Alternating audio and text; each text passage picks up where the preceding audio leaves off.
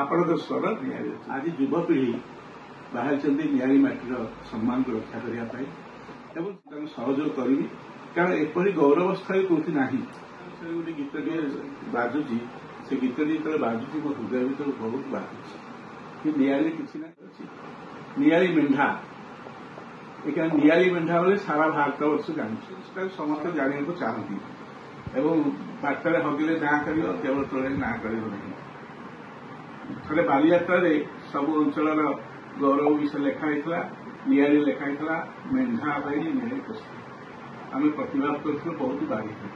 ସୁବର୍ଣ୍ଣେଶ୍ୱର ମନ୍ଦିର କଥା ନାହିଁ, ଜୟଦେବ ଏଠିକି ଆସିଥିଲେ, ଚୈତନ୍ୟ ଆସିଥିଲେ ନିଆଳି ସୁବର୍ଣ୍ଣେଶ୍ୱର ମନ୍ଦିର ପ୍ରାଙ୍ଗଣରେ ଗୋଟିଏ ଦିନ ରହିଥିଲେ ଏବଂ ସେଠି ଆସିଛନ୍ତି। ଏଇ ଯୋଉ ଆମର ଶାସନ ଯଦି ଜନ୍ମ ହୋଇଥିଲେ ଆମର ଉଦୟନାଚାର୍ଯ୍ୟ ବଡ଼ ବଡ଼ ସାହିତ୍ୟିକ, ସଂସ୍କୃତ ସାହିତ୍ୟିକ ଜନ୍ମ ହୋଇଥିଲେ, ସେଇ କଥା କେହି କହୁନାହାନ୍ତି। ଶାସନ ଯୋଉ ଅଛି, ଶାସନରେ ଦି ଜଣ ଆଚାର୍ଯ୍ୟ ସେମାନେ ମିଶ୍ରନ୍ତି, ସେମାନେ ରଥରେ କଣ ହେଇତେ ପାରନ୍ତି, କିନ୍ତୁ ସେମାନେ ଗୋବର୍ଦ୍ଧନାଚାର୍ଯ୍ୟ ଉଦୟନାଚାର୍ଯ୍ୟ ଏଠି ଜନ୍ମ ଲାଭ କରିଥିଲେ ଏବଂ ସୁବର୍ଣ୍ଣେଶ୍ୱର ମନ୍ଦିର ଯୋଉ ଶିଳାଲେଖ ଅଛି, ସେ ଶିଳାଲେଖର ଯୋଉ ଭାଷା ତାକୁ ଉଦୟନାଚାର୍ଯ୍ୟ ଲେଖିଛନ୍ତି। ବହୁ ଗୌରବର ଅଧିକାରୀ ହେଉଛି ନିଆଳି। ନିଆଳି ବିଷୟରେ ଯୋଉ ଉତ୍ତର ପିଢ଼ି ଆସୁଛନ୍ତି ଯୁବକମାନେ ସଚେତନ ହୁଅନ୍ତୁ ଏବଂ ଉତ୍ତର ପିଢ଼ି ନିଆଳି ମାଟିର ଗୌରବ ପାଇଁ ବହୁତ କଥା ଅଛି। ଆପଣଙ୍କ ସ୍ୱର ନିଆଳି ଅଛି।